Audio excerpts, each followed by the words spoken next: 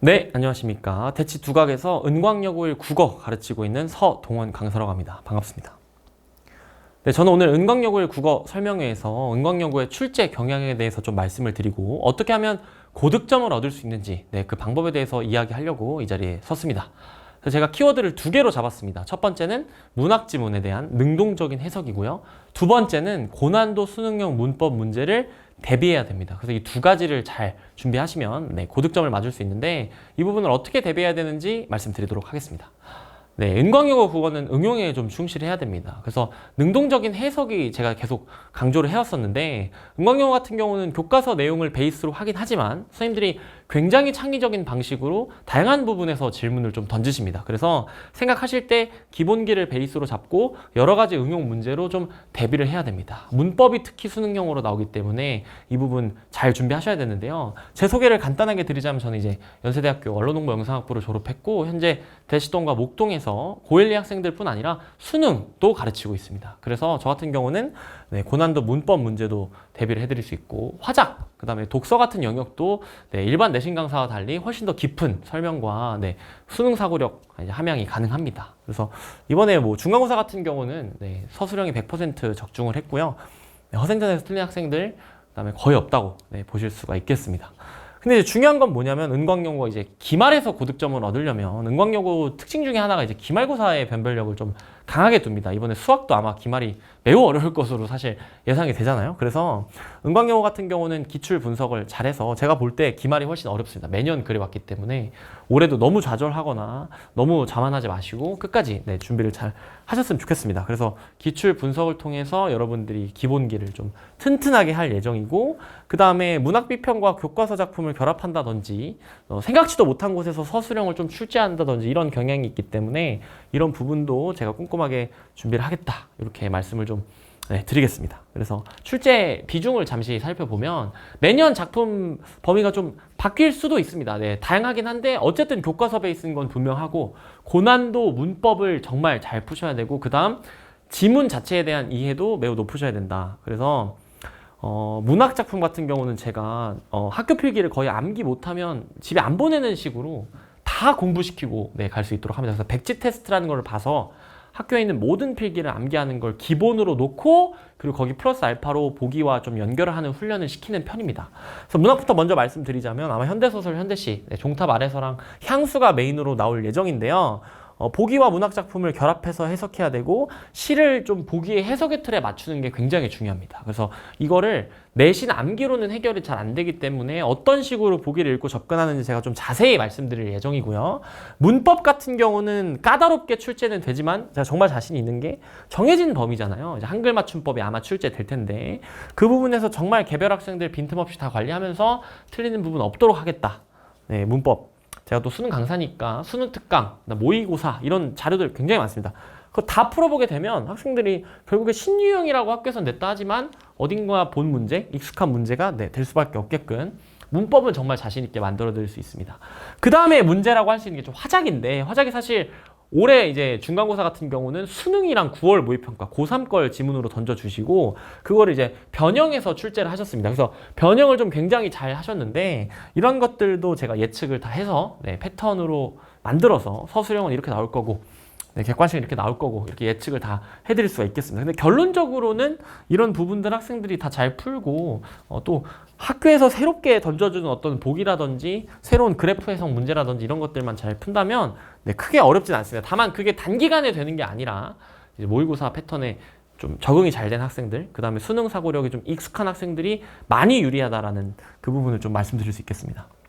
현대문학 같은 경우는 문학 이론이랑 연계해서 작품을 해석해야 되기 때문에 굉장히 어렵고 수능 문학 개념 이런 것들도 자세하게 물어보죠. 그래서 설화 보기 유형 작년 기출인데 고난도 설화 보기 유형도 출제가 됐었고 서술형 같은 경우가 좀 독특합니다. 그래서 서술형은 학교에서 뭘 써야 되는지 대놓고 좀 티를 안 냅니다. 그러니까 충분히 학생들이 알만한 개념도 이 서술형 문제 독해를 못해서 답을 못 쓰는 경우가 있기 때문에 이거를 좀 무슨 답을 써야 되는지 눈치챌 수 있도록 예측하는 훈련도 제가 좀 많이 시키려고 합니다.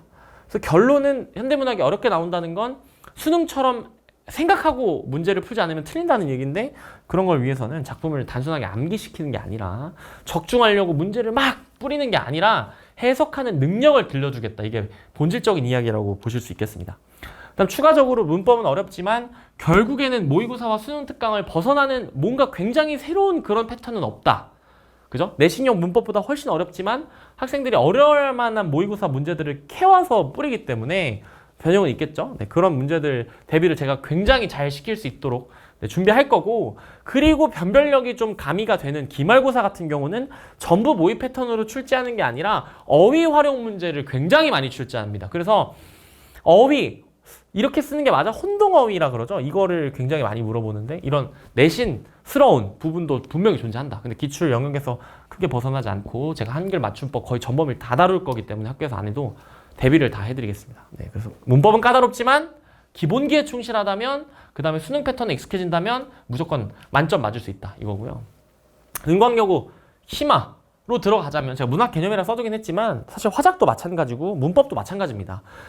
생각하고 푸셔야 돼요. 그러니까 단순하게 필기를 암기하고 자료를 암기하는 수준 말고 왜 이런 답이 나오는지 그 논리적 과정을 좀 생각하는 시간들이 여러분들 개인적으로도 좀 필요하다라고 봅니다. 그게 없다면 맞추기가 좀 어려울 수도 있죠. 그래서 이런 문제 같은 경우도 보시면 알겠지만 그래프 해석 문제인데 학교 선생님들께서 이 문제를 내실 때 정말 선지가 하나도 안 겹치게 다 바꿔서 출제를 하셨습니다. 그럼 결국에 학생들은 시험장에서 그 선지를 새롭게 독해해야 된다는 얘기이기 때문에 까다로울 수밖에 없다. 그래서 문학적 맥락을 파악하거나 그래프를 해석하거나 이런 문제들에서 전부 다 생각을 요구한다는 걸 알 수 있고, 그 다음에 문학 개념도 굉장히 어렵게 물어봅니다. 자, 금빛 게으른 울음, 이게 문제로 나온 작년 기출의 대표적인 고난도 문제인데, 울음이라는 청각적 심상을 표현하기 위해서 금빛이라는 시각적 심상을 갖고 온 거죠. 그래서 청각을 설명하기 위해 시각을 활용했기 때문에 청각의 시각화라는 개념입니다. 다른 학교 같은 경우면 이 청각의 시각화라는 개념은 감각의 전이라는 큰 문학 개념 안에 들어있는 내용이거든요.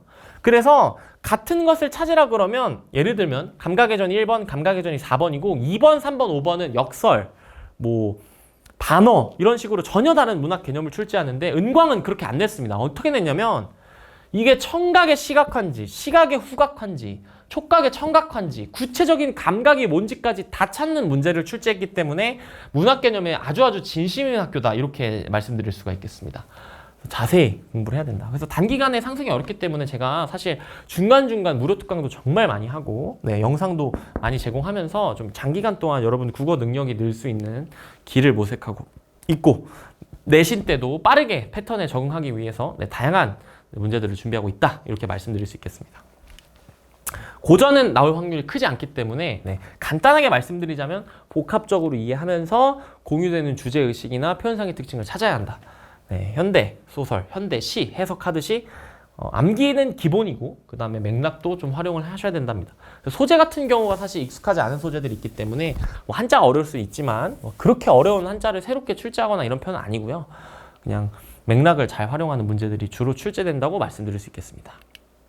그래서 정리를 해보자면 화작이 가장 특이하죠. 그래서 어려운 화작 지문을 먼저 주고 굉장히 많은 변형을 하기 때문에 학생들이 늘 새롭게 해석을 다 해야 된다. 현대문학은 수능형으로 나오기 때문에 보기랑 연계해서 잘 풀어야 되고, 제가 보기와 연계되는 내용 잘 대비할 수 있도록 매번 특강 영상이나 특강을 그냥 열어드립니다. 그래서 그런 것들을 통해서 학생들이 좀 깊이 있는 문학을 공부할 수 있도록, 그래서 고득점을 갈 수 있도록 준비를 하는 편이고, 서술형 아까 말씀드렸다시피 까다롭거든요. 이건 제가 최대한 예측을 해서 이번에 허생전 100% 적중한 것처럼 서술형도 다 적중시켜 드리겠습니다. 문법은 아무리 어렵더라도 결국에 수능 특강, 평가원, 고난도 문제들을 전부 풀고 있다 보면 신유형이라는 건 내신에서는 볼 수 없다. 이렇게 말씀드리겠습니다. 그래서 어떤 문제가 나와도 해결할 수 있는 국어의 힘, 이걸 길러드리는 게 제 궁극적인 목표고, 수능 출제 경향을 은광여고가 반영을 하고 있죠. 벌써부터 화작을 풀리고 이렇기 때문에 출제 경향성이 변화하더라도 고득점할 수 있도록 제가 좀 노력을 하겠습니다. 그래서 작품 수로만 승부하지 않습니다. 저는 수능 독해의 본질을 보기 때문에 수능 사고력을 키워주는 걸 주안점으로 삼고 있고요. 작품 수를 많이 만들어서 문제를 뿌려서 적중했다. 이거는 정말 아무 의미가 없다는 거. 그런 학생들이 고득점 맞을 수는 있더라도 고 등급이 될 수는 없다는 겁니다. 결국에 생각하는 문제로 1등급이 갈린다.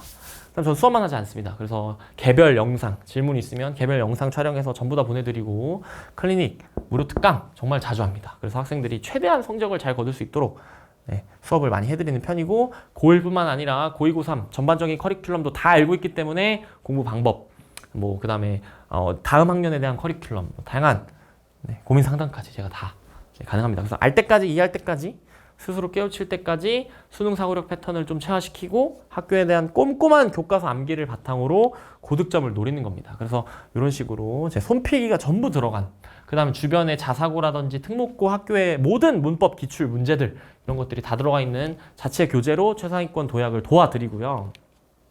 그 다음에 개별 유튜브 해설 영상 제가 직접 찍은 겁니다. 찍어서 학생들한테 뿌리면 반복해서 학습할 수 있거든요. 그게 동영상 강의 정말 큰 장점이라서 짧고 임팩트 있게 합니다. 2시간, 3시간 강의를 내신 와서 치는 것처럼 하는 게 아니라 어려운 부분만 딱 짚어서 해설해서 이해할 수 있도록 도와드리고 컨텐츠도 정말 다양하게 준비해서 학생들이 시험 잘 볼 수 있도록 철저하게 대비를 하고 있습니다. 그래서 이건 여기는 제 이제 수업 패턴인데 개념 실전적으로 기출을 반영해서 수업을 많이 하고 바로 기출 체화할 수 있도록 돕는 편이고, 독특한 건 오답 및 구술 테스트입니다. 미니 테스트를 매주 보고 틀린 문제가 있거나 헷갈리는 개념이 있으면 제가 직접 물어봅니다. 그럼 학생들이 말로 전부 다 대답을 해야 되거든요.